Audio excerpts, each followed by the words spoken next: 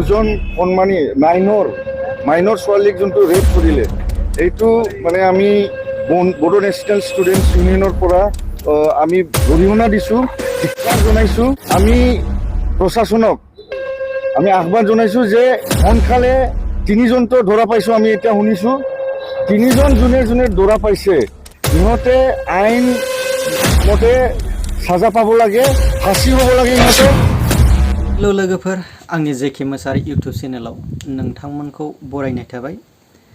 जेन आंनि गोदान भिडिअ नोंथांमोनखौ जेन जायफोर चेनेलाव गोदान नोंथांमोना चेनेलखौ साबस्क्राइब खालामनानै लादो आरो भिडिअखौ नायलांदो।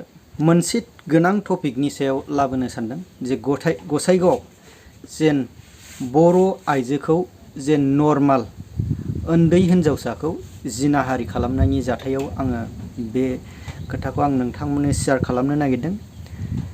बे मेन खोथाया बेनो, जोंनि एक्चुअलि नै दा जोंनि बिटिआरआव मानो बेबायदि जेनेबा गुबुन हारिया खालि आरो मुस्लिमफोरल' मानि जोंनि बर'फोरनि सायावल' बेबायदि नोजोर होदों, बे मेन कुइसन। गोदो जेनेबा बेबायदि बै समाव NDFB थानाय समाव बेबायदि जोंनि बर'नि सायाव बेबायदि हायामोन। नै दा जोंनि उन्दै हिनजावसाफोर बिदि उन्दै हिनजावसाफोरखौल' लानानै जोंनि बिटिआरआव गुबुन हारिया मुस्लिमफा मानो बोलि खालामबाय थादों? बिसोरो जेन'बा जोंनि बर'नि सायाव मै सिखार खालामनाय बायदि खालामनो नाजादों नामा? बेनो मेन जोंनि बिटिआर सरकारा जेनेबा बेखौ दानि UPPL सरकारा बेखौ गोख्रोङैनो सिङाव एक्सन लानांगौ। गोदो NDFB थानाय समाव बेफोरबायदि खालामनो हायाखैमोन, बेनि थाखायनोथ' बर'आ जांख्रिखांदों। NDFB आफाद दानानै जोंनि बर'आव बेबायदि गुबुन हारिजों नासयजानायनि थाखायनो बेबायदि मोनसे आफाद दानानै जोंनि बर'खौ माब्रैबा फ्रिडमाव लाबोनो हागोन बेबायदि खालामदोंमोन। नाथाय दासिमावबो जेन सरखार थासेयावबो जोंनि बर' आइजोफ्रा गोदोनि बायदि मानो मालायनि मुस्लिमफोरनि आरो दस्रा जाथिफोरनि आखाइयाव दासिमावबो बर'फ्रा मानो नासयजायो?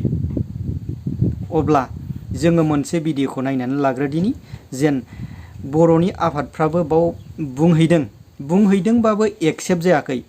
ओरैबायदि जों फंबाय हिरण्मय खाख्लारिखौ जे सानै बिनानावखौ रैखा खालामनायनि थांनायाव जेन बुथारहैदों, बिनि जास्टिसआबो दाबो मोना। मा खालामदों मा खालामाखै दाबो गैया। आरो बेबायदिनो मोनसे एक्सनल' पुलिसनियावल' जे प्रप'जालखौ होदों, प्रप'जाल होनानै मावदों मावा बिनिबो जेबो उदिस गैया। बेनिखायनो जोङो मोनसे गोरा एक्सन लानांगौ। बर'आनो मोनसे बर'नि आफादफ्रानो गोरा एक्सन लानानै बिसिनि सायाव जेन मोजाङैनो जेन बर'आ स्ट्रं गसंनांगोन आरोखि। अब्ला जोङो मोनसे भिडिअखौ नायनानै लाग्रोनि। तुलसी बिলত जोंथु रेप केस हल, गें रेप, दुজন কণমানি মাইনৰ ছোৱালীক যোনটো ৰেপ কৰিলে, এইটো মানে আমি বড়ো নেশ্যনেল ষ্টুডেণ্টছ ইউনিয়নৰ পৰা আমি গৰিহণা দিছোঁ, ধিক্কাৰ জনাইছোঁ। আৰু আমি প্ৰশাসনক আমি আহ্বান জনাইছোঁ যে সোনকালে তিনিজনটো ধৰা পাইছোঁ। আমি এতিয়া শুনিছোঁ তিনিজন যোনে ধৰা পাইছে ইহঁতে আইন মতে সাজা পাব লাগে, ফাঁসি হ'ব লাগে ইহঁতৰ। আৰু এনেকুৱা যাতে ৰেপ আৰু মানে মাইনৰক এনেকুৱা কৰাটো মানে এনিমেল থিংকিং, ইহঁতৰ এনিমেল মেণ্টেলিটিবিলাকে এনেকুৱা কৰিব পাৰে। ইয়াত কোনো ৰিলিজন নাই, ইয়াত কোনো জাতি নাই, কোনো কাষ্ট কমিউনিটি কনচিডাৰ কৰিব নালাগে। Rapist are not human beings. আৰু এনেকুৱা যোন মানে মাইনৰ ছোৱালীবিলাকক এনেকুৱা ৰেপ কৰাটো, এইটো মানে হিউমেন নেচাৰৰ মানে লাইন পাৰ কৰি দিছে।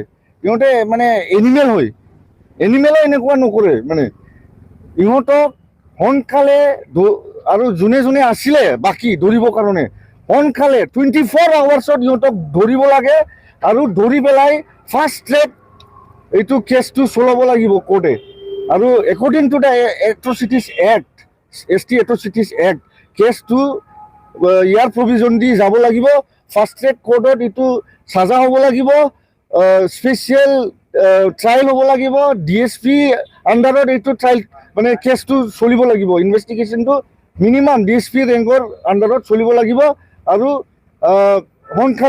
সোনকালে সাজা হ'ব লাগিব আৰু আমাৰ সমাজত যাতে এনেকুৱা নহয় আমাৰ মানে ছোৱালীবিলাক ছোৱালী নহয় নেকি ট্ৰাইবেল ছোৱালীবিলাক ছোৱালী নহয় নেকি হিউমেন নহয় নেকি মানে যাহা কাক বা মানে এনেকুৱা ঘৰৰ পৰা ওলাই পেলাই মানে গাড়ীত ভৰাই পেলাই মানে আলুৰ নিচিনা মানে লৈ যাই পেলাই মানে ৰেপ কৰিব এইটোতো মানে কিবা নহয় যুক্তি কথা নহয় আৰু এনেকুৱা যদি আমাৰ সমাজত এনেকুৱা যদি দুৰ্ঘটনা ঘটি থাকে মই এজ এ বড়ো নেশ্যনেল ষ্টুডেণ্টছ ইউনিয়নৰ ভাইচ প্ৰেচিডেণ্ট হিচাপত মই এইটো ৱাৰ্নিং দিছোঁ যদি প্ৰশাসনে একো এইটো মানে আমাক প্ৰটেকশ্যন দিব নোৱাৰে ট্ৰাইবেলবিলাকক প্ৰটেকশ্যন দিব নোৱাৰে তেনেহ'লে আপুনি এৰি দিয়ক আপোনাৰ যোনটো ডিপাৰ্টমেণ্ট আছে এৰি দিয়ক আমি আমাৰ নিজৰ প্ৰটেকশ্যনটো কৰি ল'ম BTC এৰিয়াত আমি বড়োবিলাক আমি নিজৰ প্ৰটেকশ্যনটো আমি নিজে কৰি ল'ম যদি আমাক প্ৰটেকশ্যন দিব নোৱাৰে ধন্যবাদ যেহেতু যে কালপ্ৰিট আছে বাকী পলাই আছে তেওঁলোকক ধৰিব নোৱাৰিলে আন্দোলন কৰাৰ আপোনালোকে সম্ভাৱনা আছে নহয় 24 ঘণ্টাটোতো ইহঁতে ধৰিব লাগিবই আৰু 24 ঘণ্টাৰ ভিতৰত যদি ইহঁতে ধৰিব নোৱাৰে আন্দোলনটোতো হ'বই আন্দোলনটো 24 ঘণ্টাৰ আগতো হ'ব এইটো আমি এটা ৱাৰ্নিং দিছোঁ আন্দোলনটো 24 ঘণ্টাৰ আগতো হ'ব আৰু 24 ঘণ্টাৰ পিছত যদি নধৰে এই আন্দোলনটো মানে আপুনি চাওক অল इन्डिया लेभेलाव আমি লৈ যাম এইটো बाथ्रा बुंनायल' खालामोबा बिसोर बाद मोनबाय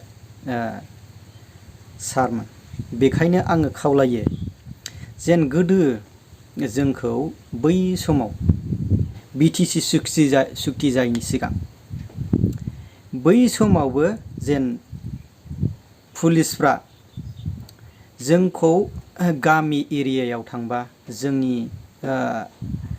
जों उन्दै समाव जोङो मिथिगौ पुलिसफ्रा जे थाङोबा हौवा मानसिफ्रा रावबो थानो हाया जे एसे गिदिर जाबानो 18 इयार्स जानाय सेंग्राबाथाय हमनानै लाङो बुहैयो आरो सोरखौबा बेबायदिनो अबा हाग्रायाव थांग्रा अबा जुनार गाहैग्रा बेबायदि मोनथिबा मथा-मथि बुयनोबो बुथारखायो कारेन्ट चेक होयो ओरैबायदि गाज्रिमोन बेखायनो जों दा बर'आबो जोंनियाव BTC सुक्ति जानानै थांबाय आरो BTC जानानै BTR फैबाय BTR सुक्तिसिमावबो दा BTR जाबावनानैबाबो BTC जेबायदि पावार एन्ड फांसन दङ बिनिफ्राय जे माबा गैयै लेससिनसो जाबोदों बेखायनो जोङो बर'निनो गासिबो दैदेनगिरिफ्रा मोजां दैदेनगिरि सारमोन दङ बेखायनो बर'आ स्ट्रं जानांगौ बर'नि पलिटिकेल लिडारफ्रा स्ट्रं जानांगौ बिनिखायनो खावलायो आरोखि रायजोफोर जोंनि बर' आइजोफोरनि